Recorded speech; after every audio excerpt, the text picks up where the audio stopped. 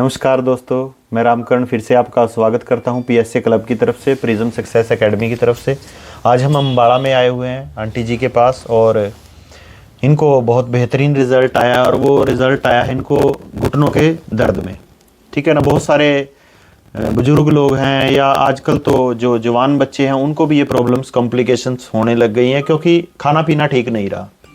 हमारा ज़्यादातर फोकस आज की डेट में पैसे की तरफ है। हम पैसा कमाते कमाते कई बार सेहत को दांव पे लगा देते हैं। ठीक है जी। और फिर लास्ट में उस सेहत को कमाने के लिए पैसे को दांव पे लगा देते हैं। तो आजकल तो ये कॉम्प्लिकेशन काफ़ी आम सी बात हो गई है। जैसे बच्चों को अगर आप बिठा के जैसे उठा बैठक कहते हैं ना, जिसको कराओगे तो उनके घुटनों से आवाज़ आती है। तो इसका मतलब एक ही है, कॉम्प्लिकेशन है, कहीं ना कहीं न्यूट्रिशन में कमी है। आज की डेट में जैसे न्यूट्रिशन की बात करूं, कैल्शियम का अभाव है। कैल्शियम का अभाव बहुत सारे लोगों में है और इंडिया में एक सबसे बड़ा अभाव आ रहा है आज की डेट में। विटामिन D3 की डेफिशिएंसी हर व्यक्ति के अंदर है क्योंकि सूर्य की रोशनी सबसे बड़ा सोर्स है विटामिन डी का। लेकिन हमारे जो कपड़े हो गए हैं आज की डेट में, उसके अंदर सूर्य की रोशनी घुस नहीं पाती। और सूर्य की रोशनी आप चेहरे पे, मुंह पे, किधर भी लगाओगे तो विटामिन डी नहीं बढ़ेगा। जब तक आपकी नाभि पे और आपकी रीढ़ की हड्डी पे सूर्य की रोशनी नहीं लगेगी तो आपका विटामिन डी पूरा नहीं हो सकता। और विटामिन डी जब पूरा नहीं है तो आप जितना मर्जी कैल्शियम इनटेक कर लो तो आपका कैल्शियम टिकेगा ही नहीं, वो फ्लश आउट होकर बॉडी से बाहर निकल जाएगा। मतलब कैल्शियम की बाउंडिंग के लिए विटामिन D3 बहुत ज़रूरी है। तो विटामिन D3 की कमी की वजह से घुटनों की प्रॉब्लम आम हो गई है। और फिर डॉक्टर्स के पास जाते हैं, डॉक्टर्स पेन किलर देते हैं। पेन किलर के बाद डॉक्टरों के पास एक ही सोल्यूशन होता है कि आप ऑपरेट करा लो घुटनों का, मतलब आप ऑपरेशन करवा लो। जब परमात्मा ने जो आपको घुटने दिए हैं, हड्डियां दी हैं, वो नहीं चली तो जो डॉक्टर घुटने डालेगा वो कितने साल चलेंगे। तो ऐसी ही प्रॉब्लम आंटी जी को थी। इनको पूछते हैं कब से थी, क्या दिक्कत थी और अब कैसा इनको फील हो रहा है। ठीक है जी। तो नमस्कार आंटी जी। नमस्ते जी। क्या नाम है जी आपका? किरण। किरण जी। तो क्या दिक्कत थी जी आपको? मेरे घुटनों में दर्द था 5-6 सालों से। ठीक है जी। हाँ, तो अब दवाई खाई है तो ठीक है, बिल्कुल ठीक है। तो दर्द मतलब कैसे होता था? चलने में दर्द होता था? चलने में दिक्कत होती थी, टेढ़ी जैसे रात को सोते हुए साइड लेने में दिक्कत होती थी। अब ठीक है फिर बिल्कुल। मतलब सोते हुए जब पलटते हैं हम तो उस टाइम भी दर्द होता था बहुत ज्यादा। तो सोजिश थी गोड्डों में बहुत ज्यादा। अच्छा, स्वेलिंग भी थी, सोजिश आई हुई थी। ठीक है जी।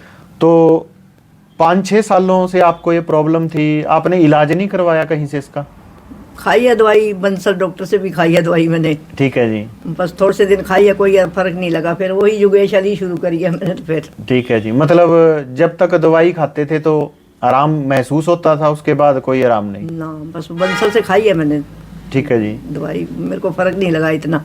फिर मैंने कहा मैं यही योगेश वाली ठीक है, मैंने दोबारा यही शुरू किया, फिर अब यही खा रही हूँ। ठीक है जी। तो इसके अलावा भी कोई प्रॉब्लम थी आपको? जैसे योगेश जी से मेरी बात हो रही थी, वो कह रहे थे सांस वगैरह का भी प्रॉब्लम थी, कोई सांस चढ़ता? सांस की तो हाँ, सांस चढ़ता था।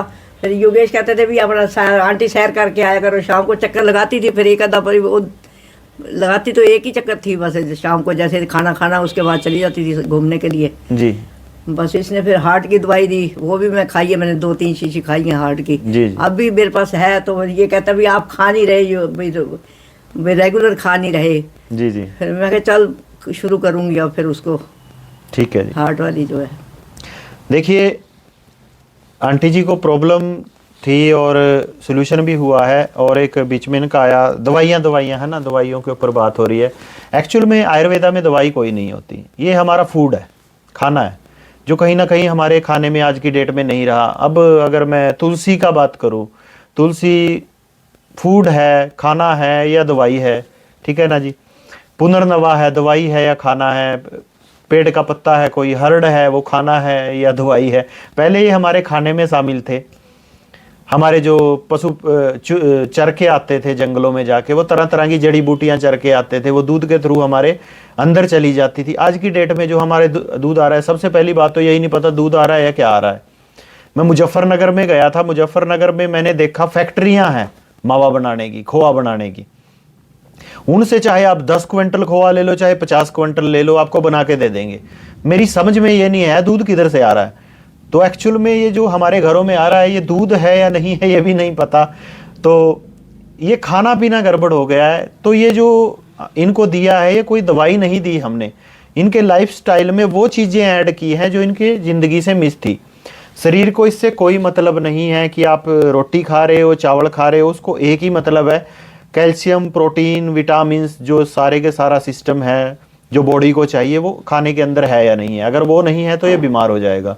तो एक बार योगेश जी को भी बुलाते हैं, थोड़ा सा उनसे भी क्लियर करेंगे कि क्या पोजीशन थी उस टाइम पे और क्या इन्होंने डायग्नोस किया। प्रकृति तो मेरे ख्याल से आंटी जी की कफ है, नहीं है, प्रकृति तो पित्त है इनकी। तो योगेश जी आप थोड़ा सा डिस्क्राइब करें। नमस्कार सर। जैसे माइक थोड़ा सा ऊपर कर लें सर, मैं आज से 1-1.5 साल पहले आंटी जी को मिला था जी। तो आंटी जी को बहुत दिक्कत थी, जैसे घुटनों में पेन रहती थी। तो मैंने पूछा आंटी जी को कि आपने कोई कहीं और से दवाई नहीं खाई? तो आंटी जी ने बताया कि मैं कहीं पहले भी मैंने बहुत दवाइयाँ खाई हैं, ऑपरेशन भी लिखा था डॉक्टर ने, मतलब घुटने बदलने के लिए बोल हाँ दिया जी। था। तो आंटी जी का जैसे थायराइड था जी, तो वजन ज़्यादा होने की वजह से आंटी जी को ये बोलते थे डॉक्टर कि आपको पहले वजन कम करना पड़ेगा। थायराइड होने की वजह से आंटी जी का वजन कम नहीं होता था। तो डॉक्टर बोलते थे कि ऑपरेशन सक्सेस नहीं होएगा, अगर ऑपरेशन कर भी दिया तो दिक्कत रहेगी, राड डाल लेंगे तो वो टूट सकती है, बैंड हो सकती है। हाँ जी। तो मैंने आंटी जी को बताया कि आपका कैल्शियम वीक है। तो आंटी जी ने कैल्शियम लिया, तो उसके बाद आंटी जी आज बिल्कुल ठीक है। और आंटी जी को जब भी कोई दिक्कत होती है, सांस चढ़ता है, तो साल में मैंने आंटी जी को बताया 2-3 मंथ खानी है आपको। जैसे हमारी बॉडी में हम जहर तो खा ही रहे हैं डेली, कुछ ना कुछ बाहर से फूड आ रहा है, उस पर स्प्रे हो रहे हैं, इतना पेस्टिसाइड गिर रहा है, वो खा रहे हैं।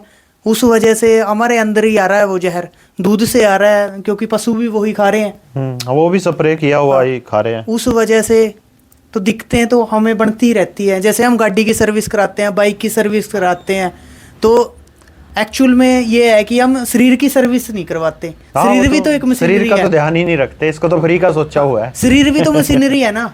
जैसे उसमें गंदा ऑयल डल जाता है तो बाइक में, ऐसे ही हम रिफाइंड यूज कर रहे हैं, ऑयल यूज कर रहे हैं, वो भी तो हर प्रकार का है जी। देखो योगेश जी की बात तो ये बिल्कुल जायज़ है। आज की डेट में हमारे को बहुत सारा ज्ञान है, दुनिया का ज्ञान है। मेरे को भी बहुत ज्ञान था भाई जब मैं इस लाइन में नहीं था, नॉलेज अभी भी है, लेकिन मैं ये मानता हूँ कि दुनिया का ज्ञान लेने से पहले एक चीज़ का ज्ञान होना चाहिए जो हर पशु को, हर पक्षी को है। ठीक है जी। आप कुत्ते के आगे ना कोल्ड ड्रिंक डाल के रख दो, कोल्ड ड्रिंक नहीं पिएगा। गाय के आगे डाल दो, नहीं पिएगा, इंसान पी जाता है। कुत्ते को पता है कोल्ड ड्रिंक मेरे लिए खतरनाक है, हार्मफुल है, लेकिन हमारे को नहीं पता। ये पश्चिमी सभ्यता की चीज़ें हैं, इंडिया के लिए नहीं है। हम उष्ण देश में रह रहे हैं, उनको ये लेना पड़ेगा, उनकी प्रॉब्लम है क्योंकि उनका खाना हजम नहीं होता, वो ठंडे देश है। लेकिन हम एशियन कंट्रीज़ में रह रहे हैं तो हमारे को इन चीज़ों की ज़रूरत नहीं है। हम पिएंगे तो हमारा ग्लूकोज लेवल बढ़ेगा, हमारी हड्डियों के लिए, हमारे लीवर के लिए, किडनी के लिए हार्मफुल है। तो नॉलेज तो आज की डेट में हमारे को लेनी पड़ेगी, क्या खाना है क्या नहीं खाना है। और ये हमारे मतलब वेलनेस को इस्तेमाल कर रहे हैं और 1.5-2 साल से जी। हाँ जी। तो इन्होंने समझा इस बात को कि ये दवाइयाँ नहीं है, मेरी जीवन का हिस्सा है, तो उस तरीके से इनको ले रहे हैं। तो आपको भी यही सजेशन करते हैं हम, तो आप भी वेलनेस को अपनाइए और बीमार होने से पहले अपना इलाज कीजिए। मतलब इंग्लिश में जो कोटेशन है, prevention is better than cure. ठीक है जी। बीमार होकर ठीक होने से बेहतर है कि आप ठीक हो, ठीक रहो। तो अपने आप को जानिए, हमारा जो PSA क्लब है इसके साथ जुड़िए और आप अपनी प्रकृति को एनालाइज कीजिए सबसे पहले तो, कि मैं वात हूँ, पित्त हूँ, कफ हूँ, क्या हूँ मैं। और उसके हिसाब से हमारे किसी भी वेलनेस एडवाइज़र से मिलकर अपना डाइट चार्ट प्लान कीजिए और कुछ वेलनेस की चीज़ें सेलेक्ट कीजिए जिससे आप ज़िंदगी भर फिट रहें, तंदुरुस्त रहें। ऐसी सिचुएशन आपके घुटनों पे ना आए कि आपके भी घुटने बदलवाने को कोई डॉक्टर बोले। तो आपके आसपास किसी भी व्यक्ति को ये प्रॉब्लम है तो संपर्क करें। तो इतना प्यार और ये सब कुछ देने के लिए थैंक यू आपका। जय हिंद।